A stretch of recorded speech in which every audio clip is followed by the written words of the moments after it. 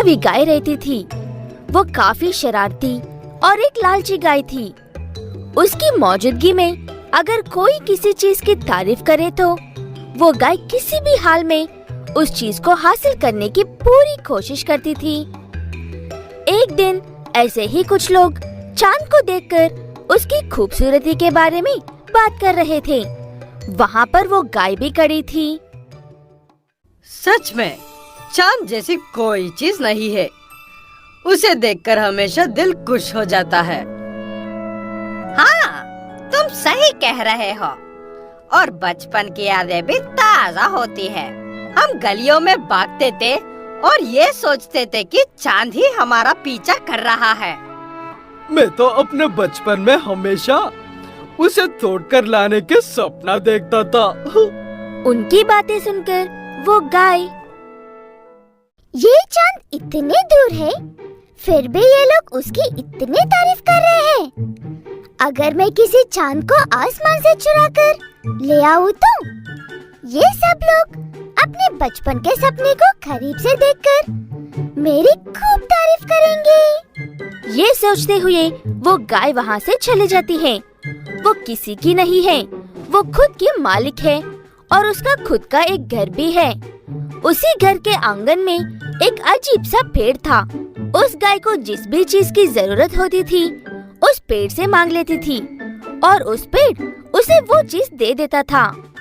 आइए जादुई पेड़, मुझे वो चांद चाहिए, मेरी मदद करो। ये कहते ही वो पेड़ उसे पंख लगा देता है। उससे बहुत खुश होकर वो गाय आधी रात होने तक का इंतजार करता था। लगता है सारा गांव सो गया है। यही सही समय है उस चांद को चुराने का। शुरू हो जाओ मेरे दोस्त।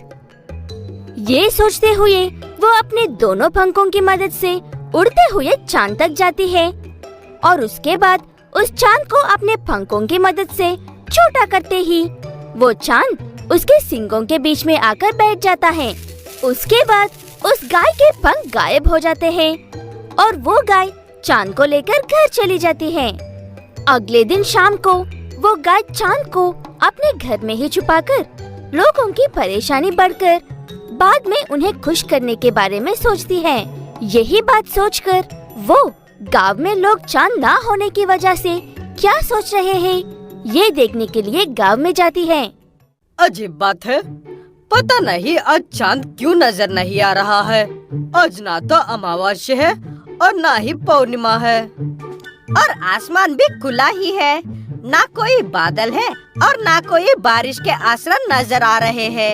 ये कहते हुए गांव वाले परेशान हो रहे थे। उन्हें देखकर अपनी ही किसी सोच में डूबी हुई गाय खुश होने लगती है। ये तो कुछ भी नहीं है, इन्हें और थोड़ा परेशान होने देती हूँ। ये सोचते हुए वो गाय पूरे एक हफ्ते तक उस चांद को अपने घर में ही छुपा कर रखती है। एक हफ्ते के बाद पता नहीं किसी पागल साइंटिस्ट का काम है या किसी घटिया जादूगर की हरकत है। वो जो भी है उसने हमसे हमारी यादें छीन ली है। सिर्फ हमारे यादें ही नहीं बल्कि हमारे बच्चों के बचपन के चंदमामा को भी छीन लिया है और रात की रोशनी को भी। मेरा बच्चा रोज चांद को ही देखकर खाना खा रहा था। वो खाना ही नहीं खा रहा है। एक बार वो चांद चोर मिल जाए उसे इतना पीटूंगा कि फिर कभी ऐसे हरकतें करने के बारे में सोचेगा भी नहीं। उन्हें ऐसे गुस्से में देखकर वो गाय डर जाती है और उनके पास जाकर सारी बात बताती है और ऐसे करने के लिए उसके पीछे की वजह भी बताती है। हमें पता होना चाहिए था कि ये हरकतें इस मायावी गाय ने की है।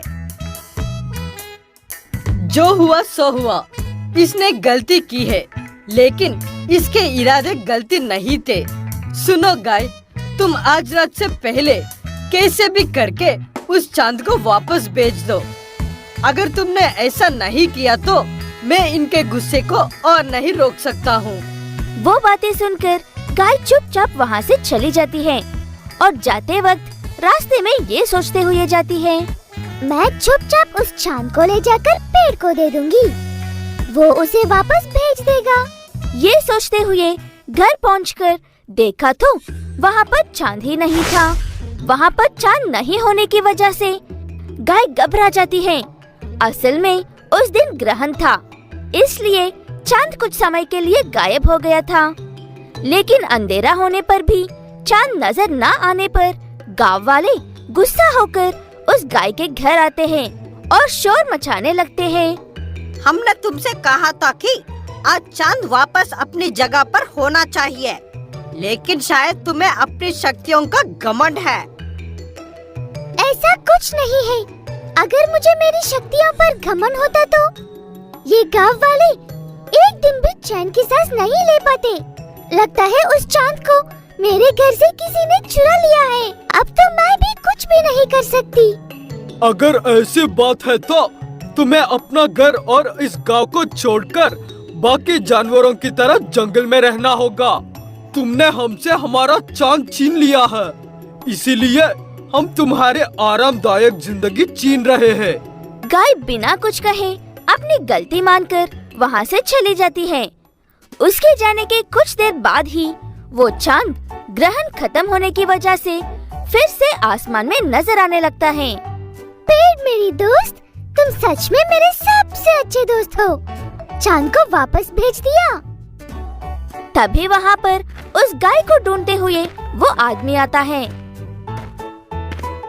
चांद अपनी जगह पर लौट गया है। अब तुम्हें जंगल में रहने की जरूरत नहीं है। चलो गांव में और दोबारा ऐसी शरारतें मत करना। ये कहते हुए वो आदमी उस गाय को अपने साथ गांव में लेकर जाता है। वहाँ पर छोटे बड़े सब लोग चांद के लौट आने से काफी खुश होते थे। गोलपुर नाम का गांव गायों की वजह से जाना जाता था। वैसे तो गायें और भैंस हर गांव में होती है, लेकिन गोलपुर वासी अपने गायों का ख्याल अपने घर की सदस्यों की तरह रखते हैं। वहाँ के गायें अपने आप चरने के लिए जाकर अपने आप शाम को लौटकर आते हैं। गोलपुर के सरपंच दीनानाथ की एक गाय थी जिसका नाम बुलबुल था। दीनानाथ को लाली अपनी जान से भी ज्यादा प्यार थी। इतना बड़ा धनवान और गांव सरपंच होने के बावजूद दीनानाथ अपने गाय को खुद ख्याल रखता था। रामू, पानी गर्म हो गया तो जल्दी से बुलबुल को एक अच्छे कपड़े से साफ कर दो। वो रुक गई तो तुम टूट जाओगे। अभी कर रहा हूँ साहब जी। त्रिकोणपुर गोलपुर का पड़ोसी गांव है। गोलपुर के सरपंच और त्रिकोणपुर के सरपंच बहुत अच्छे दोस्त हैं। वो दोनों जब भी मिलते हैं उनकी बातें लंबी समय तक खत्म नहीं होती है। उसी त्रिकोणपुर में गिरधर नाम का एक व्यक्ति रहता था। गिरधर को अगर कहीं से फायदा होने वाला हो तो वो बिना आगे पीछे सोचे किसी भी हद तक जा सकता है। शहर से आए हुए एक व्यापारी गिरधर जैसे ही एक इंसान की तलाश में था और उसे गिरधर मिल जाता है। सुना है कि तुम पैसों के लिए कोई भी काम कर सकते हो।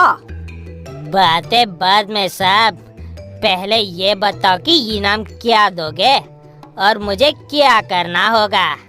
किसी की मुर्गी चुरानी है या चप्पल? बच्चों जैसे बातें मत करो। मुझे गोलपुर की गायें चाहिए। सारी